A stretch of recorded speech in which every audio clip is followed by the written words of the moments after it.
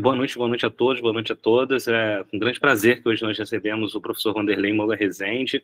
Eu confesso que eu conheço pessoalmente há pouco tempo, há bastante tempo, a obra do Wanderley, a tese de doutorado, para quem gosta de trabalhar ou trabalha com cálculo, ensino de cálculo. Então, coincidentemente, tivemos uma atividade acadêmica nos últimos meses e tive um prazer de perceber não apenas o texto, mas a pessoa do Wanderley, assim, o carinho que ele tem com as pessoas que estão em volta dele, o cuidado, e também toda a sutileza na percepção da matemática, na percepção do ensino de matemática, e coincidentemente falávamos sobre cálculo por interesses pessoais, mas também pelo ofício do momento. Então, assim, foi com muita alegria que nós convidamos o professor Wanderley, até pelo o trabalho que tem sido desenvolvido.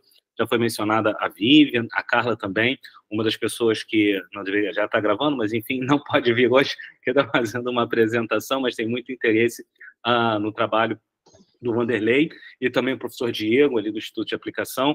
Então, professor Wanderley, te agradecer muito pelo carinho de ter aceitado o convite, e o carinho de mostrar um pouco da pesquisa que você tem desenvolvido, um pouco da sua experiência no ensino de cálculo, porque nós queremos muito ouvir mesmo, e tem pessoas muito interessadas. Então, muito obrigado e agradecemos muito. Ok. Bom, na verdade, eu que agradeço, tá, Jean, pela oportunidade de estar conversando com vocês, né? Quer dizer, foi um prazer imenso participar aí do concurso, né, do CAP-UERJ, né? O título que eu escolhi aqui para a palestra, né, é uma cartografia do ensino de cálculo, né? Eu trago aqui um slide, né, quer dizer, não sei se vocês lembram de uma funcionária pública, né, que ficava ia lá só para bater o ponto, sumir, aí a repórter foi lá em cima, né? Pois é, isso aí, de alguma forma, é uma charge, mas também que possa acontecer com um professor de cálculo, né? Então, né, a repórter chega lá e fala: a senhora disse que não ia reprovar em cálculo 1. O que está fazendo nessa nova turma, senhora? Aí, eu nunca disse isso. Senhora, senhora, senhora, né? Quer dizer, parece que a gente já passou por isso, né? Algumas vezes. Eu costumo dizer para os meus colegas, né, que o ensino de cálculo ele fracassa desde o momento que você começou a ensinar cálculo, né? É, Se você olhar, tem dois momentos históricos assim, né, na própria história da matemática, né, que marcam bem, né, essa dificuldade de se trabalhar ou de se ensinar cálculo, né?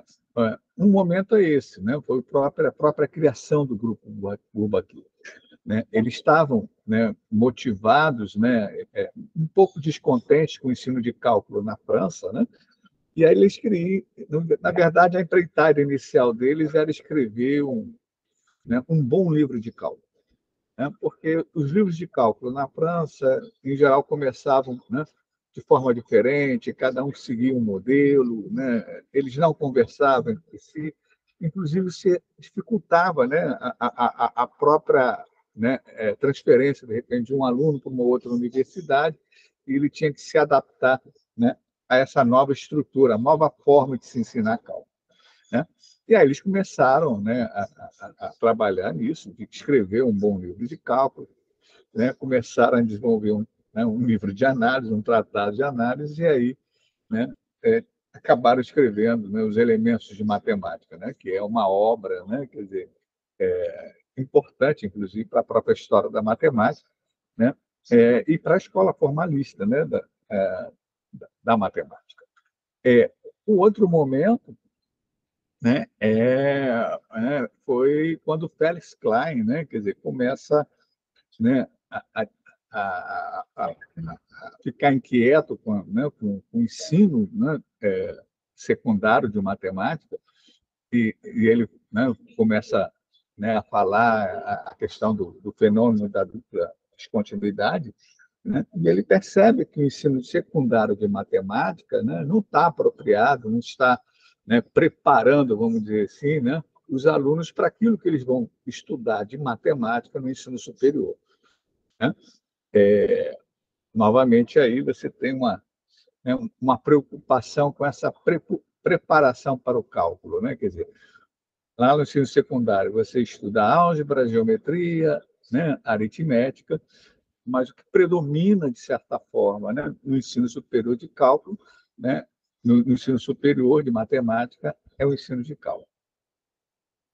Eu trouxe aqui alguns dados, né, mostrando, né, alguns índices, né, de reprovação em cálculo. Na verdade, né, aqui a gente tem, né, a Tânia Cabral, né, na tese dela de doutorado, né, ela diz que, né, o mapeamento que ela fez dos trabalhos, das pesquisas relacionadas ao ensino de cálculo, né, o índice de aprovação era na faixa de 40% a 80%.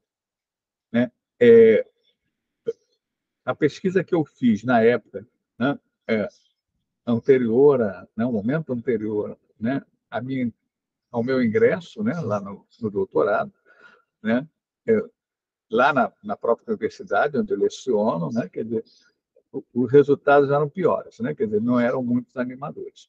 Mas se a gente olhar, quer dizer, outros dados, como na Unesp, na Unicamp, ou mesmo no FRJ, né, essa faixa, né, ensinar cálculo ainda é um grande desafio. Na verdade, isso permanece até hoje. Né? Na UF, né, quer dizer, né, uma das preocupações da pró-reitoria de graduação é exatamente o ensino de cálculo. Já foi feito um seminário, né, na própria universidade, né, para se discutir, para se investigar as razões para esse alto índice de aprovação, né? Mas parece que a coisa, né, não vai muito bem. Né? O diretor da Escola de Engenharia disse que está esperando só o ano de 2023, né? Terminar para que possa novamente, né, conversar, né, principalmente com o meu departamento, o Departamento de Matemática Aplicada, que é o departamento, né, que, em geral, né, oferece as disciplinas de cálculo para os cursos de engenharia. Aqui tem alguns outros dados, né, quer dizer, esse aqui é curioso, né, do Fernandes, um artigo que foi publicado na revista, né, Amanhã, quer dizer, em 2006, e onde, né, uma pesquisa que foi feita na Universidade de Paraná, na Federal de Paraná, né, dentre as 10 mil disciplinas oferecidas na instituição, 263 reprovavam no período sempre mais de 70% da turma. Quer dizer, está ainda naquela faixa de 40% a 80%. Né? E essas, né, entre essas disciplinas, né, as que mais reprovam eram o cálculo e genética. Né? Aqui eu trouxe mais alguns dados atualizados, quer dizer, por exemplo, em 2012, no segundo semestre de 2012, né, o índice, né, de reprovação em cálculo 1 na UF foi da ordem de 74%. Não sei como é que é aí na UERJ, né? Quer dizer, se esses indicadores também se encontram, né? Porque os dados que eu trouxe aqui, nenhum momento. Né? Vocês têm essas informações? No momento preciso, não. Seria muito importante e acredito que se encontre, tanto na UERJ quanto no FRJ. E depois a gente pode até conversar. A Maria teve uma conversa uma vez, ano passado, também com a questão que o senhor levantou, a Faculdade de Engenharia e todo no processo da COP. De fato,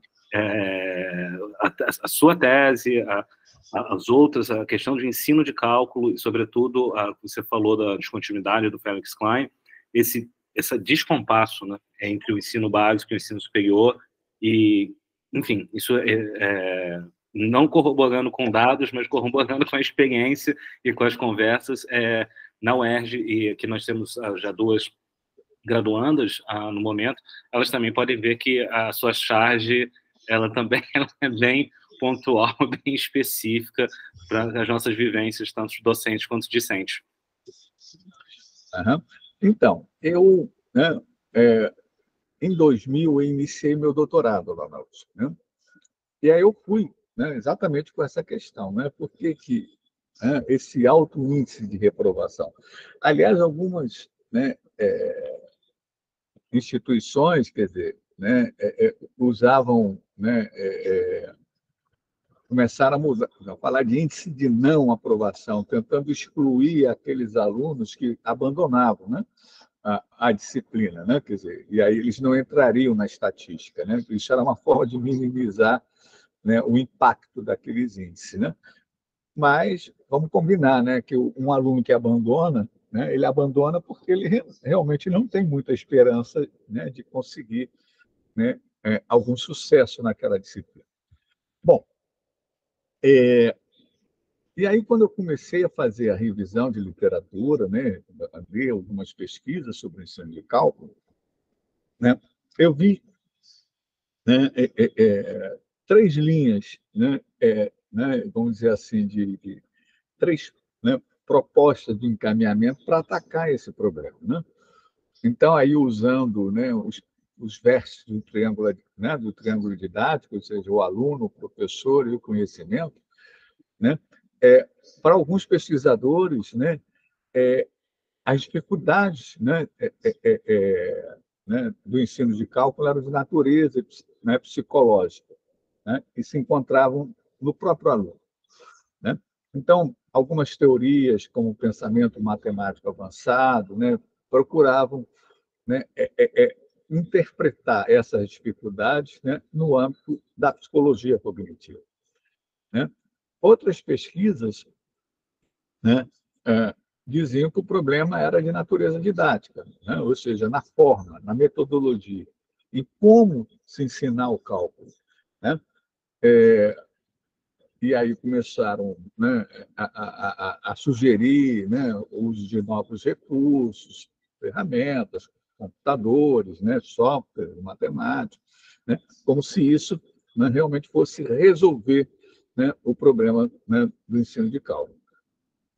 Há quem diga, né, até que, né, algumas pesquisas começaram a investigar, né, nessa própria relação professor-aluno, inclusive pesquisas com viés mais estatístico, tentando estabelecer essa correlação professor-aluno, professor de cálculo, né, como também um elemento de influência, né, no próprio resultado do ensino do cálculo, né? De, de outro modo, quer dizer, né, eu penso que as dificuldades, né, relacionadas ao ensino do cálculo estão no próprio cálculo, né?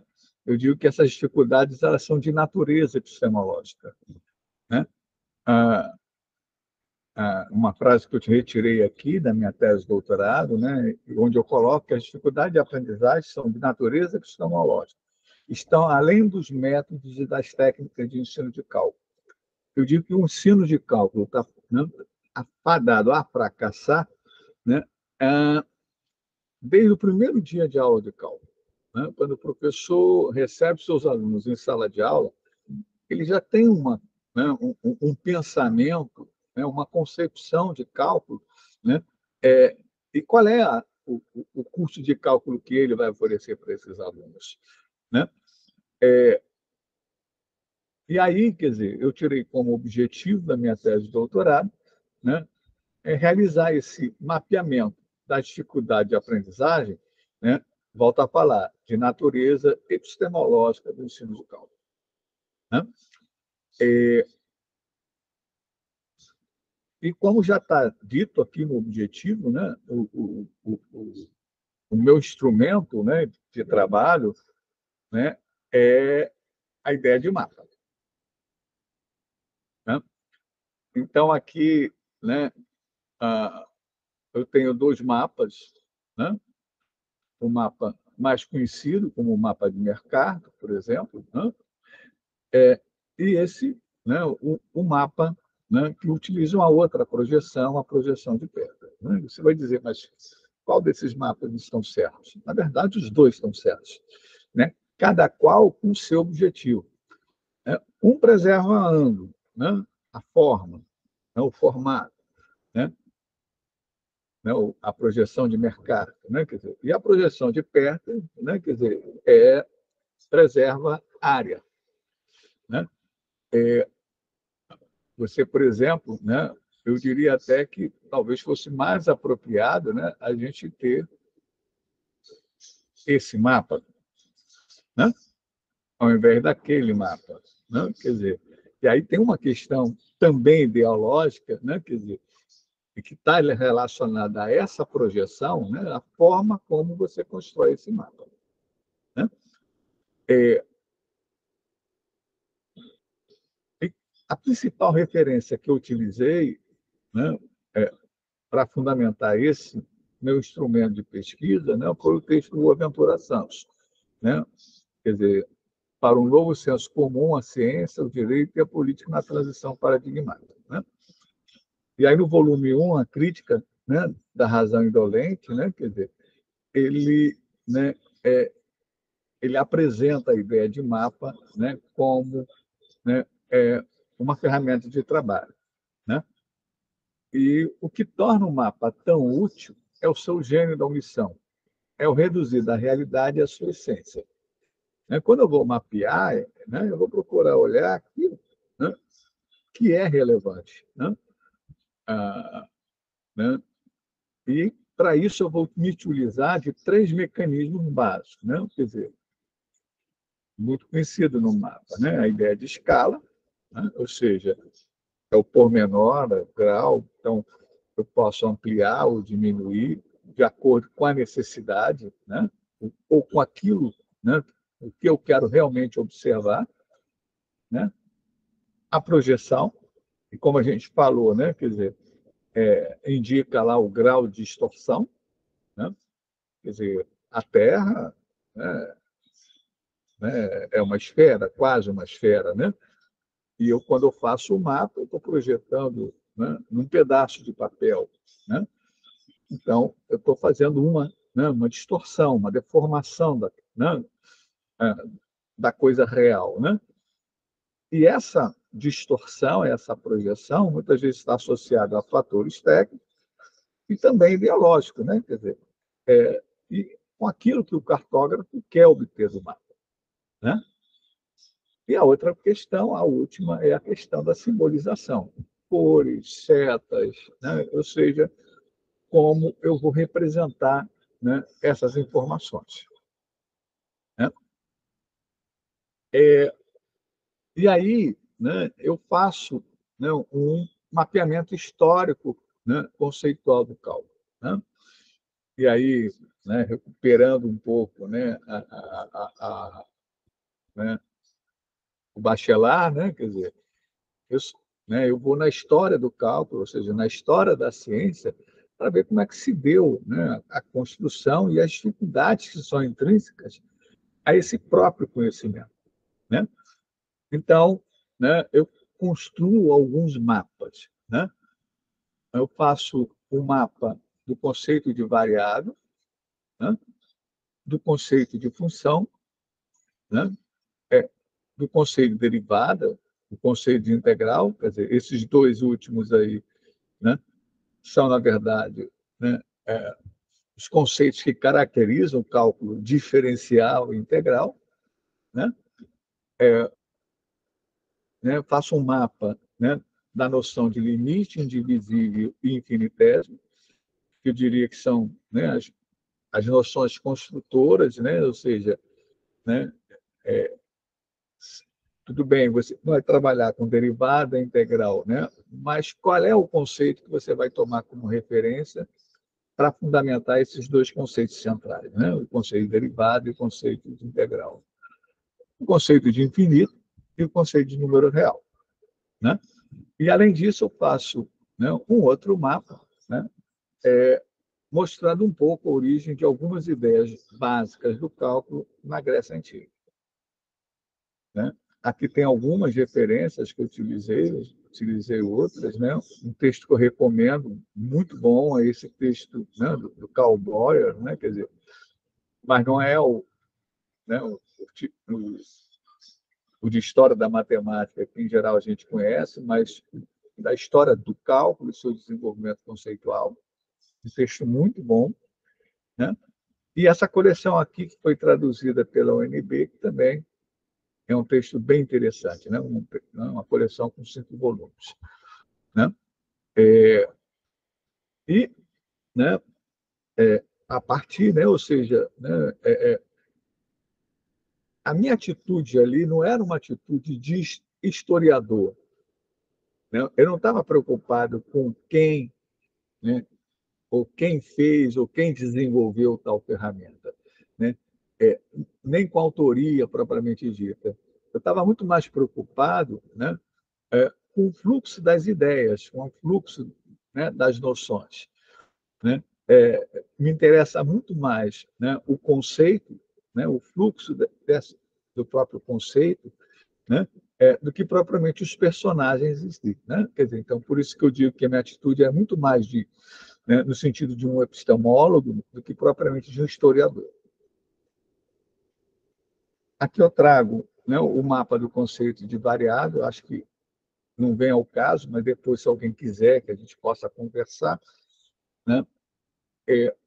Apesar disso, eu uso alguns personagens, mas para cada mapa, né, eu faço um roteiro de leitura desse mapa, né?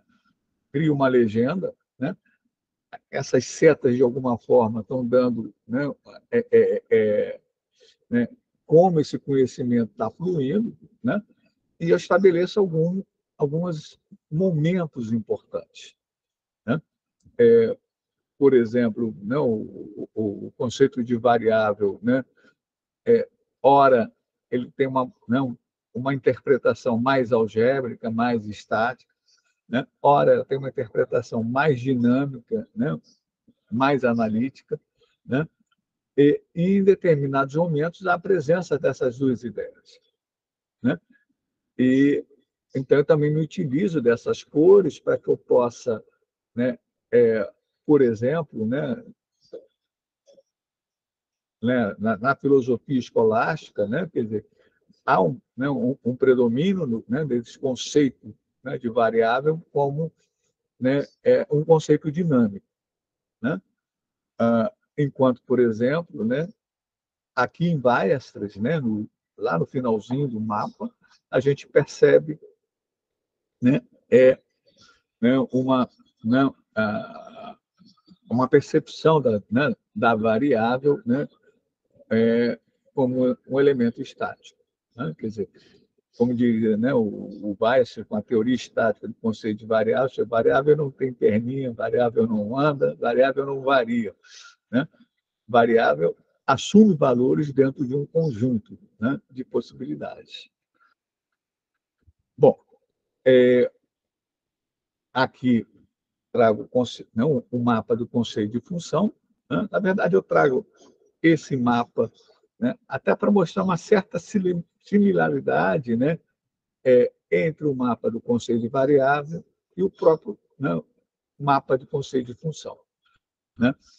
Esses dois conceitos, né, eles são, né, faces de uma mesma moeda. Né? Eu acho que tudo bem que o conceito de função ele evolui, né, mais à frente, né, até chegar nesse período da matemática moderna, né, função como relação entre conjuntos.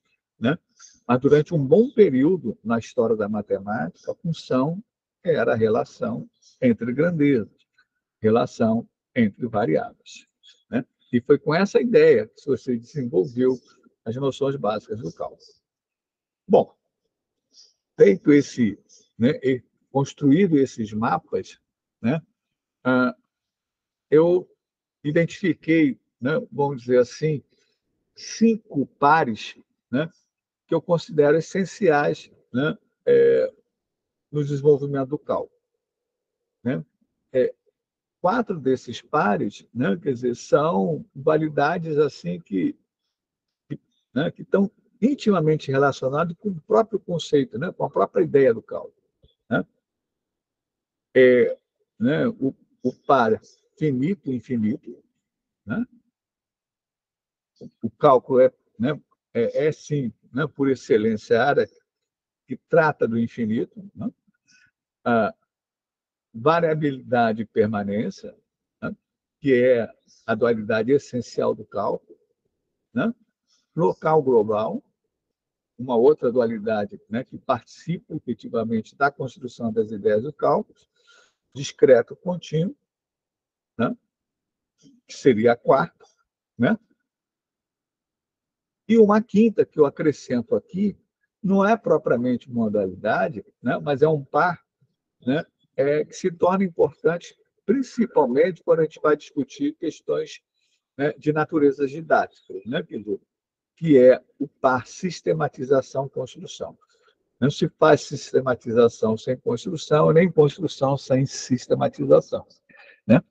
Mas, né, tem uma tese bacana do Fred Reis, né, que fala sobre cálculo, análise, né, da intuição ao rigor, né, e onde ele fala que talvez essa definição do que seja cálculo, né, ou análise, talvez estivesse aí né, nesse termômetrozinho aí, né, onde esses extremos aí fossem construção e sistematização, né? Ou seja, como seria a atitude, né, desse professor de cálculo, né, na hora que for abordar essas ideias. Porque, por exemplo, tanto em cálculo quanto em análise, a gente fala de limite, de continuidade, diferenciabilidade e integração, né? A questão é a abordagem, a questão é a forma, é o como você lida e trata desses assuntos.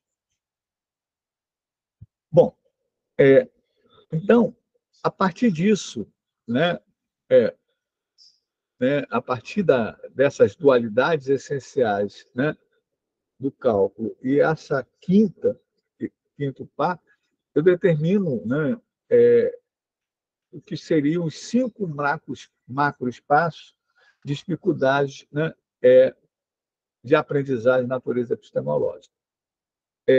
O que eu quero é olhar, por exemplo, a dificuldade do meu aluno, a dificuldade, por exemplo, do aluno do Jean, ou de um outro aluno de uma outra universidade, ou lá de fora, da Sierpinska, né? E eu quero comparar.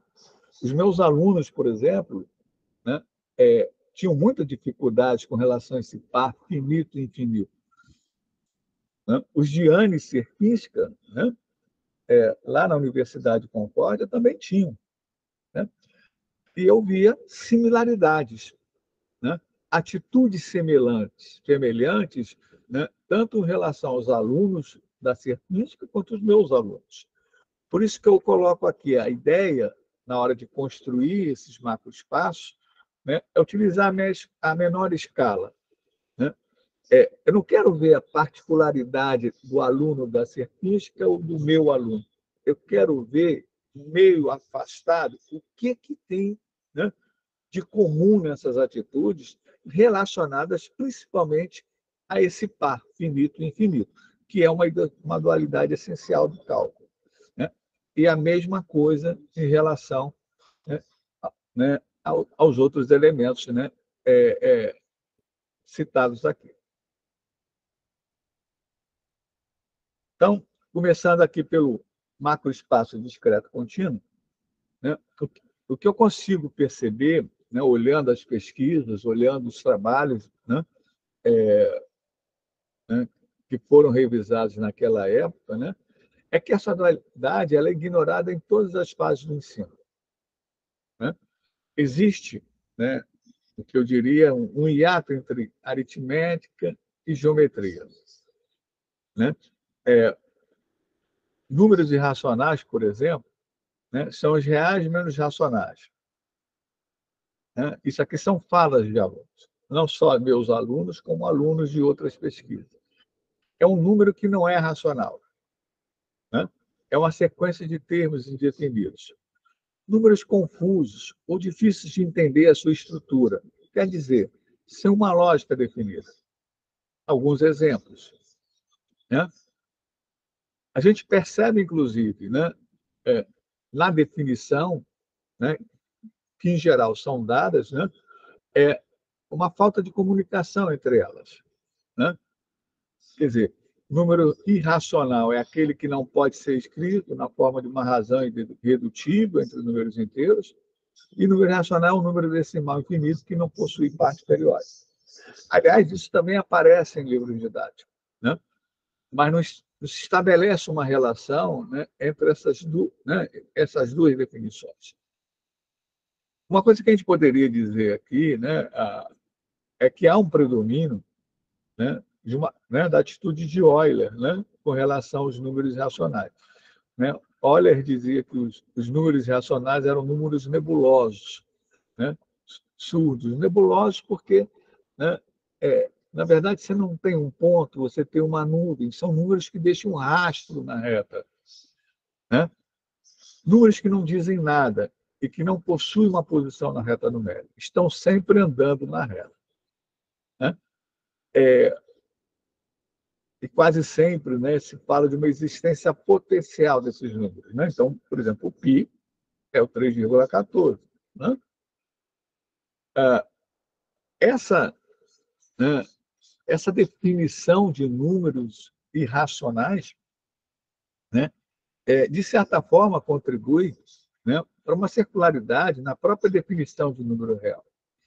Né? Porque, por exemplo, quando a gente volta aqui, né, e diz, olha, número irracional é aquele que não pode ser escrito na forma de uma razão irredutível entre números inteiros, aquele o quê?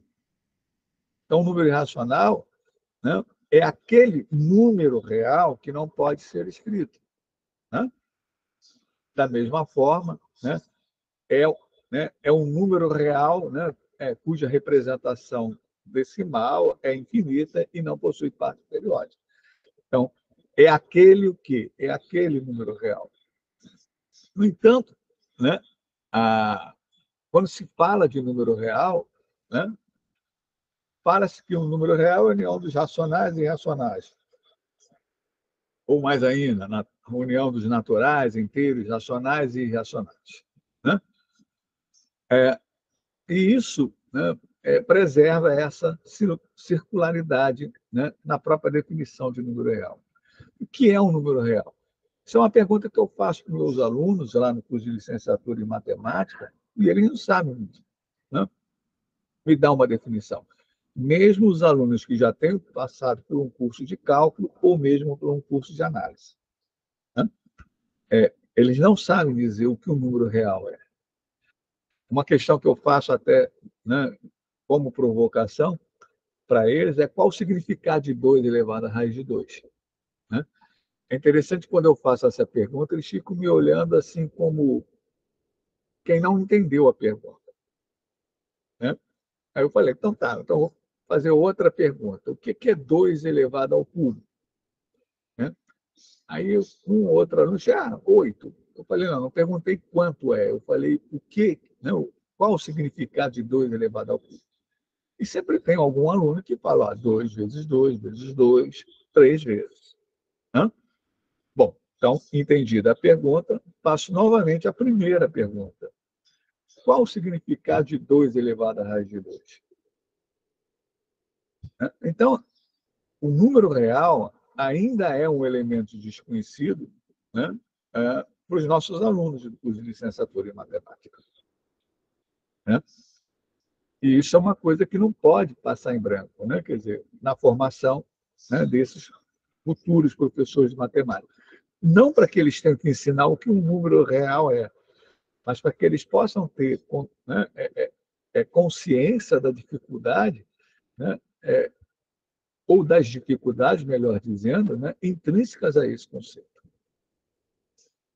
Bom, entrando já nessa questão do conceito de continuidade, né, uma coisa que a gente percebe é que as definições, por exemplo, de continuidades são locais. Você fala de continuidade em um ponto. Né? E depois você estende isso naturalmente. Diz que uma função é contínua se for contínua em cada ponto do seu domínio, como se fosse a coisa mais natural. Né? Você não tem um esquema, você não tem procedimentos, né, para que você possa identificar a continuidade de uma função globalmente. Um outro aspecto, né, também interessante, né, relativo né, a esse macroespaço, né, com relação ao conceito de integração. O teorema fundamental do cálculo, que é um teorema importante do cálculo, ele acaba sendo um elemento, né, eu diria assim, que pode atrapalhar, né, na própria concepção do conceito de integral de Riemann, né? A integração é muito comum, por exemplo, eu, quando comecei a dar aula na UF, né, tinha um aluno os alunos repetentes falavam, professor, a integral é a inversa da derivada. Eu falei, que integral você está falando? A integral de Newton, né, a antiderivada, a integral indefinida, ok, mas a integral de Riemann é outra coisa, né? E esse link entre a integral de Riemann, né, a antiderivada, né, ela se dá exatamente, né, pelo próprio teorema fundamental do cálculo. Mas uma coisa que é afastada é a ideia né, do conceito de integral, né, é como, né, uma acumulação de variação, né? Integrar uma função é fazer uma soma contínua, né, da função em um intervalo. Então, né, essa associação do conceito de integral, né, com o conceito de série muitas vezes se perde, né? E o próprio conceito de continuidade, né, ele muitas vezes é confundido, né, com o conceito de densidade, tal e como, né, aconteceu com o próprio Leibniz, né, que já fazia essa confusão, né, na hora que escreveu o seu cálculo. Bom, então aqui eu tenho um mapa, né, que eu faço, né, esse macroespaço, né, discreto contínuo, né, o que aparece aqui é uma síntese daquilo que foi dito lá, né, até então, né, eu destacaria aqui essa circularidade na significação de número real, né, e né, esse desvio de natureza epistemológica do próprio conceito de integral. Né, o teorema fundamental do cálculo é um teorema importante, mas, né, da forma como ele está sendo usado, transforma, né, a atividade de calcular uma integral, né, ao simples fato, né, de técnicas de antidiferenciação, né? Então, eu acho que esse né, é um macroespaço que merece, né, um certo cuidado. O segundo macroespaço, né, o macroespaço da variabilidade e permanência, né, é, como dito antes, né, essa é a dualidade essencial do cálculo, né? O cálculo cuida desse problema, né, de determinar como as coisas variam, né? Quer dizer, não só variam, mas variam como. Eu quero qualificar esse processo de variação, né? E mesmo nesse processo de variação, né, quer dizer, eu quero, ora, determinar a acumulação dessa variação. Quando eu estou calculando uma integral, né, de certa forma, eu quero saber, né, né, dado lá o gráfico de uma função, né, como a variação dessa função, né, o que ela está me retornando em termos de acumulação, né? Quando a gente olha para esses dois conceitos básicos do cálculo, né, a derivação, né, e a integração, a gente vê que, né, o ato de derivar está muito associado a regras, né? Regra da cadeia, regra do produto, regra do paciente, e o aluno, né, é induzido, né, a pensar a derivada como regras, né? E a integração, né, como dito anteriormente, quer dizer, né, ao ato de encontrar a antiderivada, né? E, no caso, usar o teorema fundamental do cálculo. Uma coisa que predomina também é uma abordagem estática do conceito, né, de derivada, né? Quer dizer, você tem lá, né, a interpretação formal, geométrica do conceito de derivada, né? Muitos dizem, né, a derivada é o coeficiente angular da reta tangente, né? Isso é uma interpretação geométrica, uma situação muito particular, né? mas pouco se aborda ou se investe numa abordagem mais dinâmica, ou seja, a derivada como uma taxa de variação instantânea. E aqui eu trago, né, essa é a dissertação de mestrado da Tânia Cabral, né, onde ela investigou, né, um grupo de alunos, né, em situações, né, de resolução de problemas de taxa relacionada. Né? Então, ela colocou alguns problemas de taxa relacionadas e esses alunos resolveram esses problemas. Né? E, ao analisar as respostas desses alunos, ela identificou 4 níveis de resposta. O nível aritmético, o nível algébrico, o nível funcional, né? E o nível diferencial. Né? Então, só aqui um exemplo, né? Quer dizer, um menino soltando pipa e existe uma corda que está tensionada, né? É claro que não é uma linha reta, né? Quer dizer, há uma aproximação aí, né? Mas o que importa para a gente aqui, né? Essa é a pipa que foi desenhada para poder representar, e aqui o menino soltando a pipa, é que muitas vezes, numa situação dessa, o aluno acha que tem que encontrar um valor, um número. Né? Ou, quando muito, consegue estabelecer, né, dado o valor de x, encontrar o valor de y associado. Esses 2 primeiros níveis são os níveis aritmético e algébrico. Ou seja, ele não conseguiu perceber ainda que existe uma relação entre as quantidades variáveis ali, que no caso do problema são, né, x e y. Né? Esse afastamento aqui, né, do menino que está soltando a pipa e a pipa, né, dado pelo comprimento dessa corda, e esse afastamento horizontal dado por y. Né? Bom, para que ele possa chegar no 4º nível, né, que é o nível de significação, que é o diferencial, ele precisa, né, necessariamente passar, né, por essa relação funcional. E a Tânia, o que ela percebe é que os alunos, em geral, ficam nesses 2 primeiros níveis. Né? Essa frase aqui, inclusive, que eu destaco aqui em azul, é a frase de um aluno, né, do qual ela, né, faz uma entrevista, né, e onde ele diz: olha, o difícil mesmo é encontrar a função. Resolver um problema de taxa relacionada, o difícil mesmo é encontrar a função. É modelar o problema, né? É enxergar a função. Né?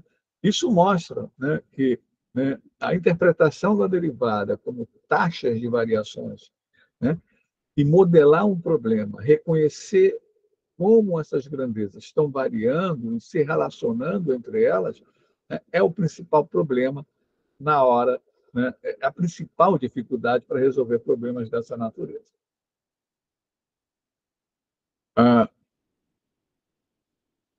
Então, né, o que a gente vê, né, como atitude predominante, né, nesse macroespaço, a variabilidade e permanência, né, é esse viés algébrico, essa presença desse viés algébrico, tanto na operação de integração quanto na operação de derivação. Calcular integral é calcular antiderivadas. Né? Calcular derivada, né, é utilizar as regras de derivação.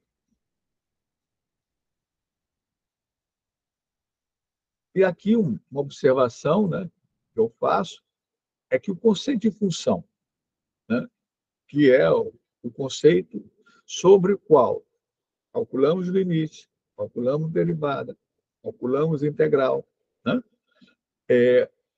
precisa ser repensado. Né? Muitas vezes o conceito de função ele é trabalhado no nível da correspondência ou da interdependência, mas não no conceito, né, na ideia ou com a ideia de variabilidade. E isso aqui precisa ser resgatado, tanto no ensino de cálculo, né, como também no ensino, né, lá na educação básica. Bom, o macroespaço finito e infinito, né, eram, né, essa dualidade, né, já, né, despertava, né, a curiosidade do Galileu, né, e onde o próprio Galileu, né, já dizia que o infinito e a indivisibilidade são de naturezas muito incompreensíveis para nós, os humanos, né? Realmente, né, né, o conceito de infinito, né, foi uma das grandes conquistas da matemática mais recente, né? Quer dizer, e a gente vê que isso não está bem resolvido, né? Mesmo, né, quando se tratam de alunos que já passaram por um curso de análise, não só de cálculo, como um curso de análise. Aqui, por exemplo, a Serpinska, né, quer dizer, né, uma pesquisadora polonesa que trabalha, né, na universidade, nessa época trabalhava na Universidade de Concórdia, né, no Canadá, né, ela desenvolveu uma pesquisa e o que ela percebeu foi né, uma hegemonia, uma predominância de posições finitistas ou de infinito potencial entre os alunos, né? Na minha dissertação de mestrado, né, quer dizer, eu também fiz, né, alguns testes com os alunos que tinham terminado o curso de análise, né, quer dizer, e a gente via que, né, as concepções de infinito, né, eram muito ingênuas, né?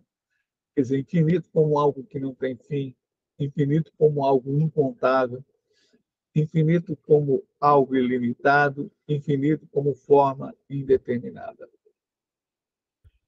né? Aqui tem algumas situações, né, que a gente, né, por exemplo, essa da série de Grando, né, quer dizer, de Grande, né, quer dizer, são situações que deixam os alunos realmente embananados, né, quer dizer, essa soma, essa série um menos um mais um menos um mais um menos um mais um menos um, né, ela converge para que valor? Para zero, para um, para menos um, qual é o valor, né? Uma coisa que a gente percebe, né, é que eles transferem propriedades, né, que conhecem acerca de soma finita, né, para somas infinitas. Então, por exemplo, aqui, né, nessa segunda passagem aqui desse tratamento da série de Grande, né, está usando a propriedade associativa para concluir que essa série converge para zero, né? Depois faz a comutativa, né, quer dizer, e associativa para dizer que converge para um, né?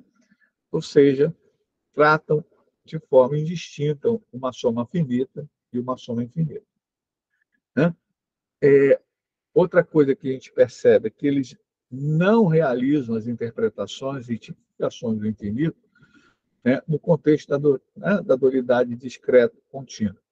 Ou seja, né, o infinito, né, que dá conta dos números reais e o infinito, por exemplo, que está associado, né, aos números inteiros, né? Isso não é mencionado, né?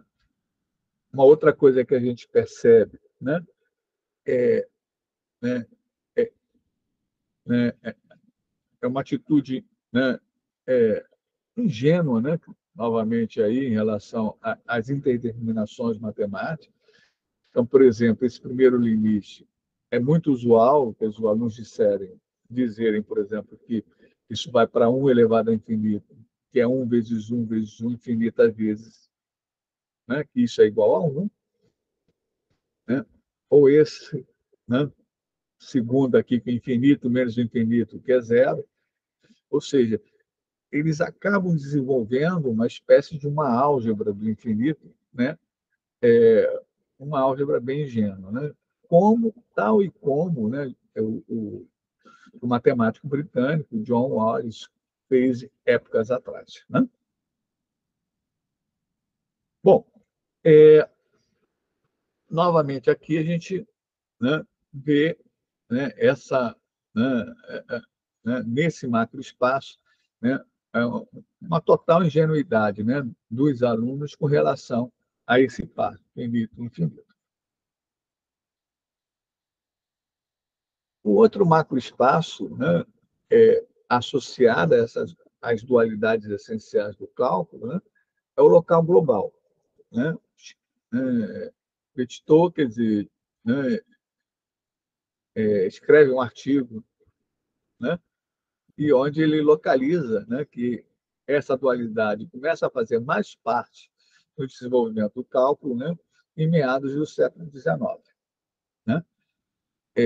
Uma coisa que a gente observa nos cursos de cálculo é que, em geral, os conceitos são definidos localmente. Continuidade, diferenciabilidade, né? E eles são estendidos de forma natural para o seu estado global. Uma função é diferenciável, se for diferenciável em cada ponto do seu domínio. É contínua, se for contínua em cada ponto do seu domínio. No entanto, os resultados, né, eles são, né, os teoremas, do modo geral, quando você fala de continuidade, por exemplo, se uma função né, uma condição para que ela seja integrável à rima no intervalo fechado, né, é que ela seja contínua, mas ela tem que ser contínua naquele intervalo. Né? E aí você tem que ter né, um jogo de cintura de poder reconhecer que essa função, né, é contínua naquele intervalo, né, e não mais num ponto. Né? E isso acaba, né, de alguma forma, né, criando algumas confusões, né? Quer dizer, algumas simplificações equivocadas de resultados. Por exemplo, um resultado bem comum, né, que a gente ensina aos nossos alunos no curso de cálculo, né, já uma preparação para resolver problemas de otimização, é que se x0, né, é um ponto de máximo ou mínimo local de f, e se f é diferenciável em x0, então f' de x0 é zero. Ora, isso quer dizer que, né, esse ponto x0, né, se você tem um ponto x0 onde a derivada da função é nula, esse cara é candidato a ser ponto de máximo ou mínimo local. Mas você não está dizendo que ele necessariamente vai ser um ponto de máximo ou mínimo local. O que você tem é, se A, então B, e não se B, então A. Né? Mas o que os alunos fazem, em geral, é fazer essa leitura como se fossem coisas equivalentes. Né? Por exemplo, esse ponto x0 poderia ser um ponto de inflexão e não necessariamente, né, um ponto de máximo ou um ponto de mínimo local. Né? Mas há uma confusão, né, e onde os alunos, né, de uma forma muito imatura, né, fazem algumas simplificações dos próprios resultados do cálculo. Né? Isso é uma coisa muito comum.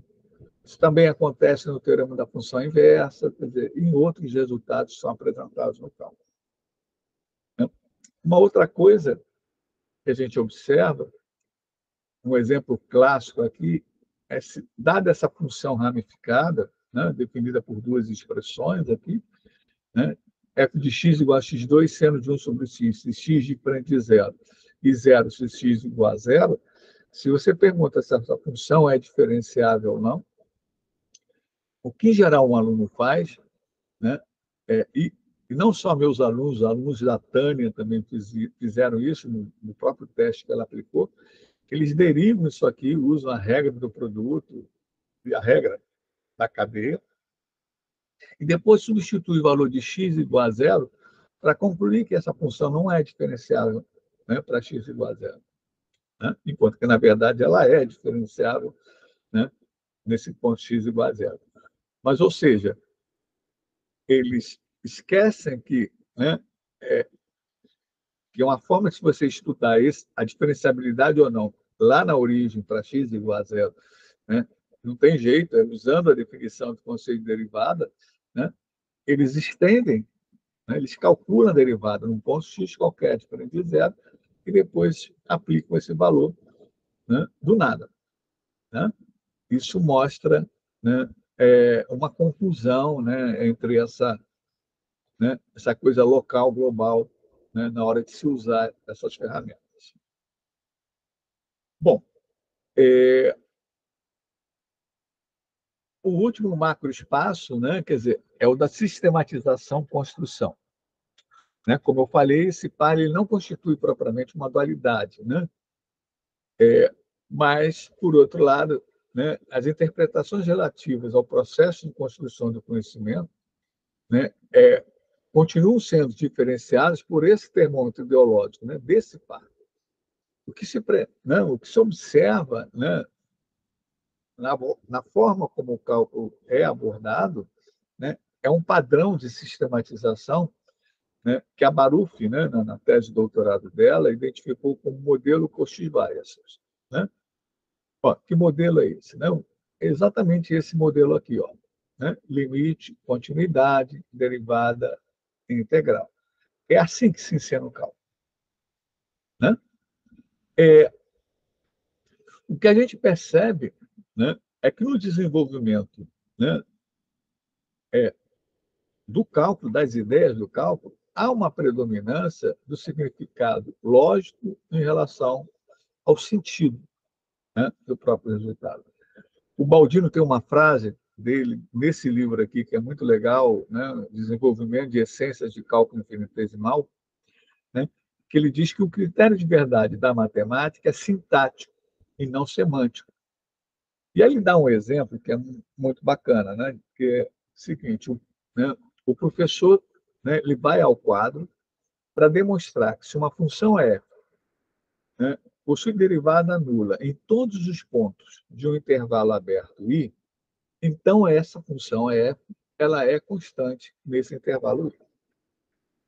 E aí, no que ele está fazendo a demonstração, lá no auge da demonstração, um aluno faz uma seguinte pergunta a ele: professor, o que o senhor está querendo demonstrar, né, é que um móvel, né, que tem velocidade nula, ele não se move, ele fica sempre parado no mesmo lugar? Aí o professor para, pensa um pouquinho, olha para o quadro, olha para o aluno e diz: é, é isso mesmo. E aí o aluno, né, devolve, né, para ele, né, uma pergunta que, né, deixa ele com certeza desconcertado. E precisa. Então é a questão do sentido, né? Quer dizer, o aluno atribuiu um sentido para aquele resultado. Ele consegue interpretar o resultado. Por que eu preciso fazer essa demonstração? Né? É coisa do matemático, né? Quer dizer, eu preciso demonstrar, né? Porque é ali que vai ter a validade, né? Quer dizer, o critério de verdade da matemática ele é sintático, né? E não semântico. Outra coisa que a gente percebe na forma como são abordados os conceitos do cálculo, basta ser professor de cálculo e aluno de cálculo para perceber isso, né? É a prevalência da técnica sobre o significado. Né? Ali estão intermináveis regras de derivação, de antidifferenciação. Uma outra coisa, né, que a gente percebe é esse pseudo-rigor. Né? Quer dizer, ao mesmo tempo que o professor faz as demonstrações, se utiliza delas para dar valor de verdade àquilo que está sendo afirmado, né? Mas nem tudo, né, é provado. Todos os tópicos relacionados à continuidade, muitas vezes, né, o professor ele apela, né, no sentido de para evidências empíricas ou intuitivas, até porque não dá realmente, num contexto de ensino inicial de cálculo, você aprofundar questões relacionadas à continuidade. Né? Bom, então o que a gente percebe, né, é que, né, nesse macroespaço, sistematização, construção, há de fato uma predominância, né, desse modelo, né, Cauchy Bias. Né? E isso faz com que, né, há esse exagero na técnica, nos exercícios, né, que procuram, né, desenvolver essa prática, esse exercício da técnica. Isso acaba que provoca uma certa desmaterialização dos resultados, né, e conceitos básicos, né, do próprio cálculo. Né? O conceito de função, né, é apresentado com viés, né, essencialmente algébrico, né? E, né, isso é uma coisa que a gente precisa rever, né? Porque quando a gente fala, né, quando a gente calcula a derivada de uma função, né, ou mesmo faz a integração de uma função, né, a gente não está trabalhando função no contexto, né, de relação entre conjuntos, mas em relação, né, no contexto da relação entre variáveis. Né? Esse é o conceito de função que predomina, né, no ensino de cálculo. Bom, feito esse mapeamento, né, quer dizer, das dificuldades de aprendizagem relacionadas ao cálculo, né, o que eu pude identificar, né, é que todos esses macroespaços de dificuldade de aprendizagem do cálculo, né, tem como ponto, um único ponto, né, que na verdade é a omissão ou a evitação das ideias básicas e dos problemas construtores do cálculo no ensino de matemática em sentido amplo. Falta cálculo no ensino de cálculo. Né? A gente precisa recalibrar, né, essa abordagem do cálculo em relação ao par técnica e significado. A gente precisa inverter essa polaridade do par sistematização-construção. Né? E falta cálculo, né, na educação básica. Né? A gente costuma dizer, principalmente as pessoas que trabalham com a educação matemática, que o ensino básico, né, é realizado em 3 dias. Né? A via aritmética, a via geométrica e a via da álgebra. Né? E aí, quando a gente olha para isso, a gente vê, e aí, qual seria a via do cálculo? Né? Na verdade, o cálculo não precisa se constituir como uma quarta via. Né? O cálculo, na verdade, ele tem que assumir o papel que ele desempenhou na própria construção, né, do conceito, né, do conhecimento matemático. Né? Tem cálculo aqui na aritmética, tem cálculo na geometria e tem cálculo na álgebra. Né? Na verdade, quer dizer, eu acrescentaria aqui, né, uma outra linha, quer dizer, da física, da ideia de movimento, e eu diria que cálculo seria essa linha que perpassa, né, todas essas fases. Né? Isso é uma coisa que a gente tem que fazer desde lá da educação básica. Né? Então, o que a gente precisa é realizar uma imersão das ideias, né, do cálculo na educação básica. Não se trata de antecipar o cálculo ou essas ideias, mas sim de preparar para o cálculo, que é uma situação diferente. E aí, quando eu termino o doutorado, né, eu desenvolvo um projeto de pesquisa cujo título é exatamente esse, né? Quer dizer, uma proposta de imersão das ideias fundamentais do cálculo no ensino básico de matemática. Né? Novamente aí, né, uma primeira ação é construir mapas que possibilitem explicitar as ideias do cálculo que se encontram escondidos no processo didático no ensino básico de matemática, área do círculo, né? O próprio conceito de número real, né? Quer dizer, o volume da esfera, né? O próprio conceito de função, né? Função afim, função exponencial, PA, PG. Né? Todos esses tópicos, de alguma forma, são tópicos que fizeram parte da história do cálculo, né? Das construções das ideias do cálculo. Né? E como eles são abordados lá na educação básica. Né? E uma outra ideia seria elaborar uma proposta de natureza didática de imersão dessas ideias fundamentais dos problemas construtores do cálculo no ensino básico de matemática. Né? E aí eu orientei alguns trabalhos, né, quer dizer, né, na especialização, né, em ensino de matemática. Né? Então, aqui tem quer dizer, a Leila Botelho, né, Sandro Sá, Fábio Leno, né, eles atacaram exatamente esse problema da variabilidade, né, o conceito de funções reais, e cada um deles investigou como é que o conceito de função real era tratado, né, em livros didáticos do ensino básico e do ensino médio. Né? E isso gerou, né, como trabalho final, trabalho de conclusão deles, né? O José Carlos Gaspar, né, que hoje trabalha, o Fábio Leno, né, foi meu orientante de especialização, hoje é colega meu lá na UF, né, professor de PPL. né? José Carlos Gaspar está no Instituto Federal de Ensino Superior, né? Mas, na época, né, ele fez um mapeamento de como é que esses temas, quer dizer, relacionados ao problema geométrico da medida, ou seja, áreas e volumes de corpos redondos, né, eram abordados em livros didáticos, né, da educação básica, né, livros didáticos de matemática da educação básica.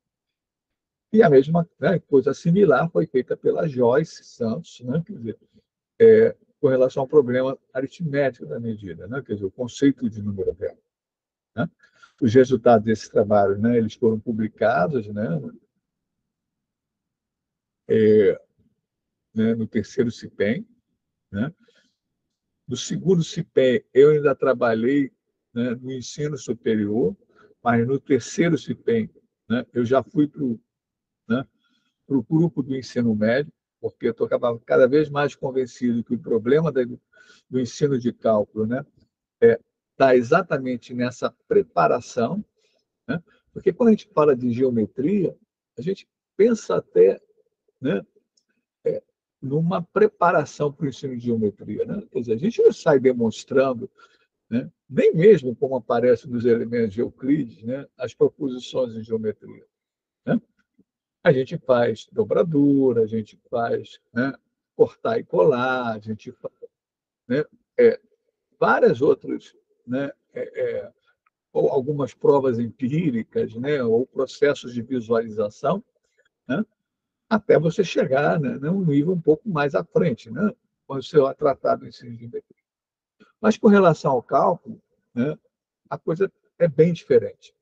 Né? Você evita o conceito de infinito, evita trabalhar em situações, né, que possam provocar algum tipo de constrangimento. Você pega alguns conceitos fundamentais para o desenvolvimento do cálculo e inverte ele, por exemplo, como o conceito de função. Né? Ele passa a ser relação entre conjuntos, né? Quer dizer, e, de certa forma, como a ideia de correspondência, mas não como relação entre grandezas. Né? E aí, quando você chega no cálculo, você quer mudar tudo, você quer mudar todas as regras. Né? Interessante, quando na nossa conversa aqui inicial, quando a gente fala, olha, né, o Pérez Klein, quando ele quer fazer uma reforma do conceito, né, no ensino secundário, né, ele quer fazer algumas intervenções no ensino, e uma delas, né, é resgatar o próprio conceito de função, porque esse é o objeto principal que você vai trabalhar lá no ensino de cálculo. Né? Mas não basta trabalhar, né, com esse conceito tal como ele é apresentado. Né? Eu vou falar um pouco mais sobre isso daqui à frente. Né?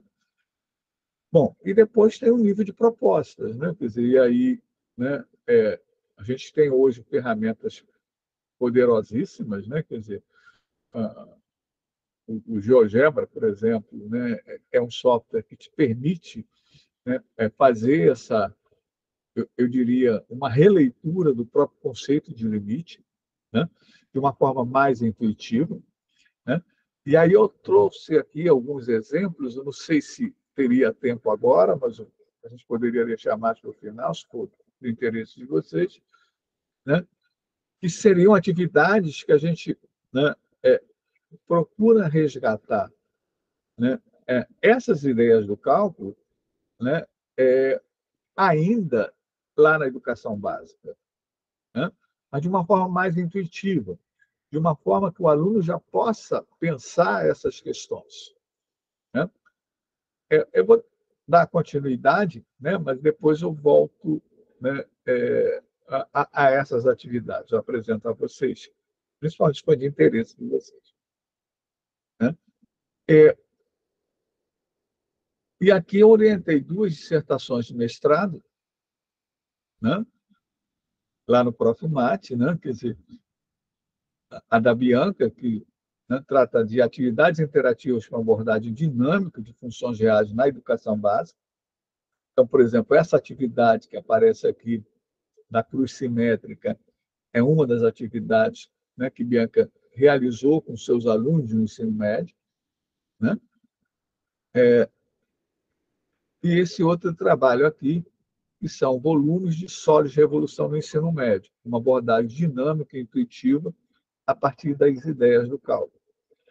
né? Uma coisa que a gente fala é princípio de Cavalieri. O princípio de Cavalieri, pro Cavalieri, era um teorema, né? E, na verdade, é um teorema do cálculo, né? Mas, quando a gente fala em princípio, a gente esconde algumas ideias, né? É, né? Que são próprias do cálculo, né? E eu não vejo mal nenhum, problema nenhum, né? De a gente fazer, né? Começar a fazer uma abordagem, ainda que intuitiva, né? Da própria versão, né? Do próprio teorema de Cavalieri. Cavalieri, tudo bem, usou a ideia de indivisível, né? Mas a gente pode, né, trabalhar com o método de exaustão, né, e usar o GeoGebra 3D, por exemplo. Isso aqui, né, é uma animação né, é um applet que o Davi utilizou com seus alunos do ensino médio. Tá? Aqui tem um material também que foi usado, né, no CDME, né, onde a gente trabalhava, né, com essa ideia de modelagem. Lembra que a Tânia, o aluno da Tânia falou, quer dizer, que difícil mesmo é enxergar o conceito de função. Pois é, né? Eu preciso enxergar esse conceito de função, né? A bolinha, quando cai, ela não vem lá com uma plaquinha dizendo: olha, eu sou S de T igual a B de ET2. Né? Não, eu quero enxergar, eu quero saber qual é de fato a relação entre a posição desse objeto e o tempo. Né? O que eu tenho são dados, né? E eu preciso analisar esses dados para depois, aí sim, ó, aqui eu tenho uma função quadrática, né, que modela esse problema. E esse outro trabalho aqui que eu destaquei em vermelho, da Andrea Tis, né, é, né, um trabalho que ela fez com o professor, né, com professores. E o que mostra que os nossos professores passam pelas nossas universidades, que aprendem cálculo 1, 2, 3, 4, muitos vão fazer um curso de análise, né, continuam tendo atitudes ingênuas, né, em relação a problemas de modelagem matemática na hora de se utilizar, né, das funções elementares para resolver os seus problemas. Né? Bom, aqui eu trago, né, faço uma propagandazinha do livro, né, que eu escrevi, né, Dificuldades com o Ensino de Cálculo, uma cartografia simbólica. Muito do que eu disse aqui tem nesse livro. Na verdade, né, onde né, eu faço uma ampliação daquilo que eu fiz na minha tese, né, mas incluindo né, alguns problemas que eu trabalhei também nessas orientações, dessas dissertações de mestrado, né, e de especialização.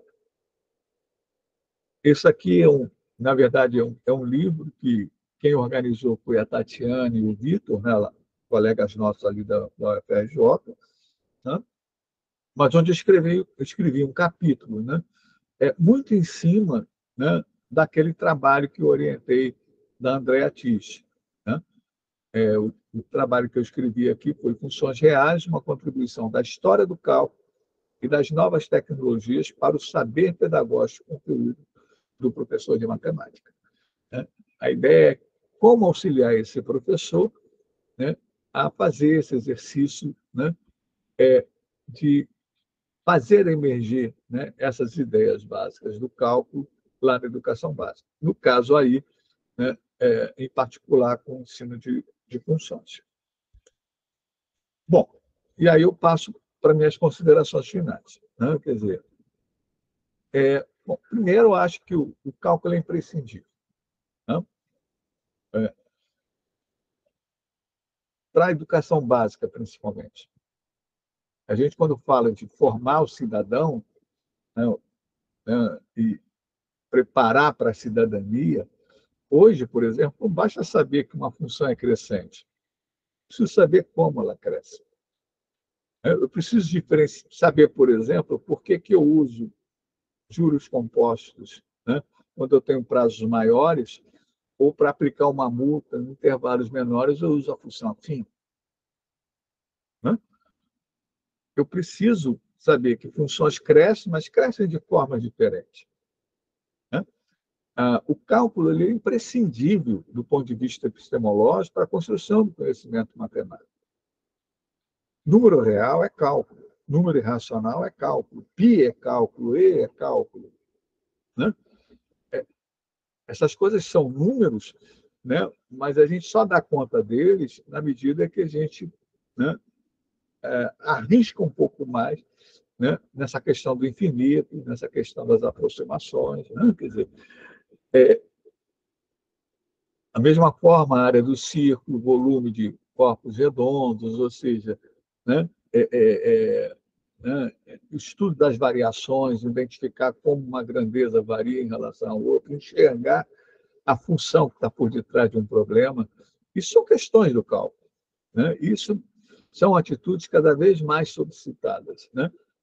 Eu digo que a gente precisa, né, dessa preparação, mesmo para um aluno que não vá fazer um curso de ciência na área de ciências exatas mais à frente, né, para a formação desse sujeito, né? Então, né, o cálculo é imprescindível para a educação básica, né, também e principalmente do ponto de vista dos objetivos educacionais. O que se coloca aqui não é de antecipar o cálculo, isso já não deu certo, né? Quer dizer, na história da educação matemática, ou seja, né, do ensino da matemática, ensinar cálculo lá na educação básica, tal como é feito no ensino superior, não vai resolver nada, só vai antecipar o problema. O que a gente precisa é fazer uma preparação para o cálculo, né?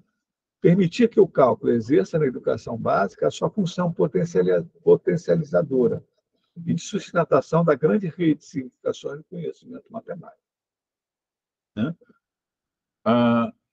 Eu uso uma alegoria, né, que é a alegoria do corpo humano, né, para falar um pouco sobre o cálculo, né?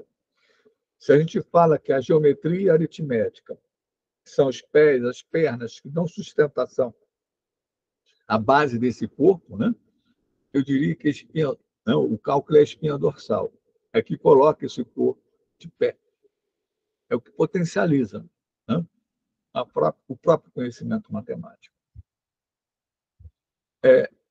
Eu acho que a gente tem que começar a atacar na educação básica esses problemas, né, da variabilidade, o problema geométrico da medida, aritmético da medida, né, propondo atividades, soluções, né, atividades, né, construtivas e que possa, por exemplo, inverter o polo, né, da forma como está sendo ensinado o conceito de função. No ensino superior, a gente precisa recalibrar o par, né, sentido e significado lógico. Recalibrar o par técnica significado. Resgatar o conceito de função como relação entre grandezas. Derivada como taxa de variação. Integração como acumulação de variação, né? Libertar um pouco essa ideia do conceito de integral, né? Não ficar o treinamento da técnica, porque identificar o conceito de integração com a antiderivada, né, é novamente, né, se perder na técnica, no exercício da técnica, coisa que já é feita com a derivada, né, com as regras de derivação. Então, aí a gente vai dizer que o aluno não sabe regra da cadeia porque não sabe composição de funções. Ele não sabe calcular limite porque ele não sabe fatorar polinômios. Ou seja, e aí é a álgebra pela álgebra e as dificuldades, né, elas não são propriamente do cálculo, né, mas são da álgebra, né, de um conhecimento mais vasto. Eu acho que para a gente evitar né, essa situação aqui do Ouroboros, ou seja, da cobra mordendo o próprio rabo, né, a gente precisa desenvolver pesquisa na área de ensino, de cálculo, sim, para a educação básica e principalmente para a formação do professor, né? É ele, o professor, que vai atuar na educação básica e que vai ajudar a gente a vencer essa guerra, né? Tanto na formação do nosso aluno da educação básica, né, como, né, no próprio ensino de cálculo, né, lá na universidade. Bom, não sei quanto que eu tenho de tempo ainda, mas o que eu tinha planejado era isso aqui, tem algumas referências, e eu tenho se vocês quiserem, eu posso mostrar algumas atividades que foram produzidas para aqueles alunos lá do Profimate.